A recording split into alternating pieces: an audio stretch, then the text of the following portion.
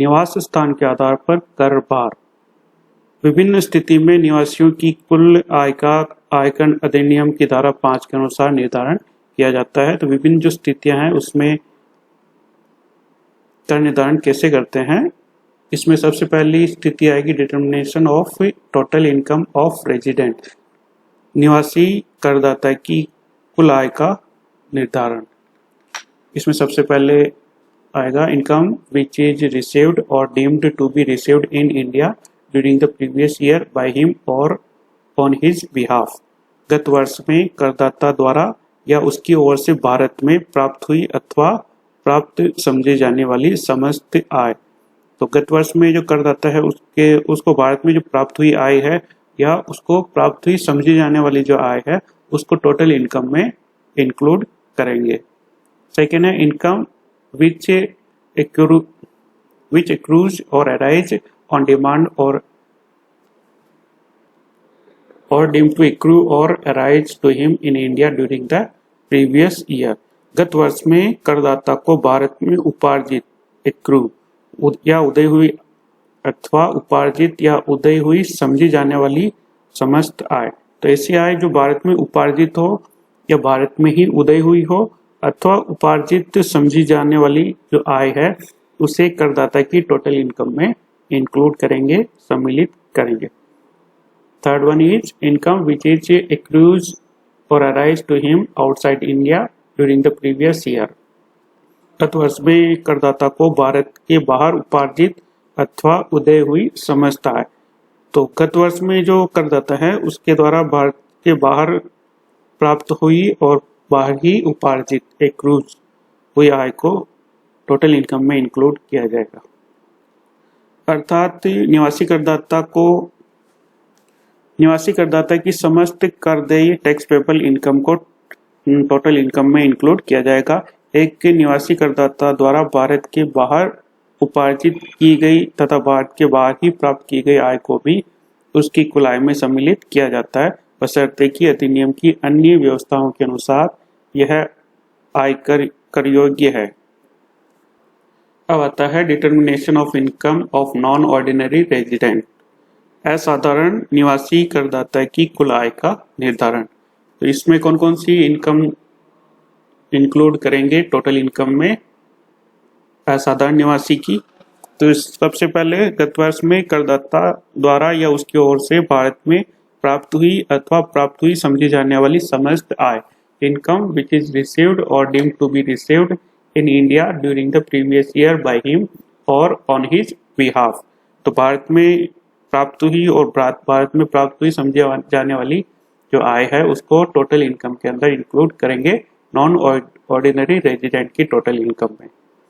Second, income which accrues or arise or deemed to be accrue or arise to him in India during the previous year.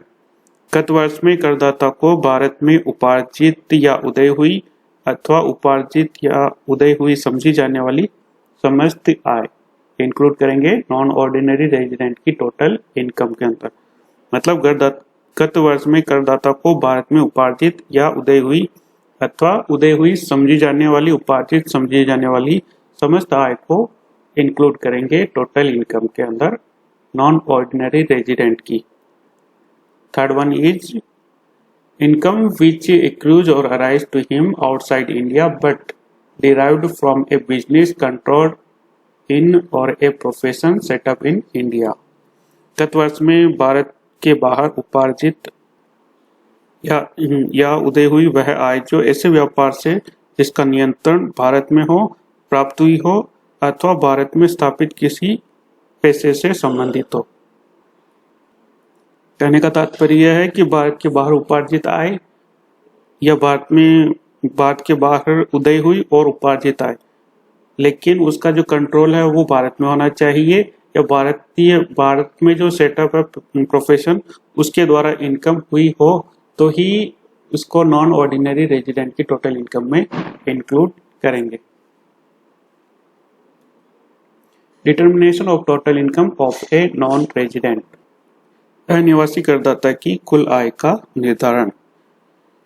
एक ऐसे करदाता की गत वर्ष की कुल आय जो उस गत वर्ष में भारत में अनिवासी हो, इसमें निम्न आय को सम्मिलित करेंगे।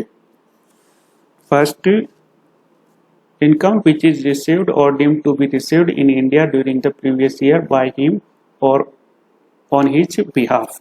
गत वर्ष में करदाता को या उसकी ओर से भारत में प्राप्त हुई या भारत में प्राप्त हुई समझी जाने वाली समस्त आय, इनको इंक्लूड करेंगे टोटल इनकम में। नॉन रेजिडेंट की वह इनकम जो भारत में प्राप्त हुई हो या भारत में प्राप्त हुई समझी जाने वाली income. Second, income which accrues or arise or deemed to be arise to him in India during the previous year. गत वर्ष में करदाता को भारत में उपार्जित या उदय हुई अथवा उपार्जित या उदय हुई समझी जाने वाली समस्त आय। तो जो ऐसी इनकम जो इंडिया में उपार्जित हुई हो, एक्रूज हुई या उदय हुई हो, अराइज या डीम्ड टू बी अराइज, और इस टाइप की जो इनकम है उसको टोटल इनकम में इंक्लूड किया जाएगा। एक सरकारी कर्मचारी को जो भारत का नागरिक है, गत वर्ष में भारत सरकार द्वारा उसको भारत के बाहर की गई सेवाओं के लिए दिया जाने वाला वेतन भारत में उदय हुआ माना जाएगा, चाहे वह संबंधित गत वर्ष में अनिवासी हो गया हो। ऐसी आय उस व्यक्ति के लिए कर योग्य होती है, परंतु कोई भत्ता अथवा अन्य अनुलाभ प्रोक्विटीज जो ऐसे गत वर्ष में उसको भारत के बाहर दिया गया था उसको कुल आय में इंक्लूड नहीं करेंगे। एक अनिवासी करदाता की विदेशी आय पर कर नहीं लगता, चाहे वह उसे गत वर्ष में भारत में लेके आ जाए। तो अनिवासी करदाता की विदेशी आय उस पर टैक्स नहीं लगेगा, चाहे वो आय इंडिया में वो लेके आ जाए अनिवासी करदाता। ओके।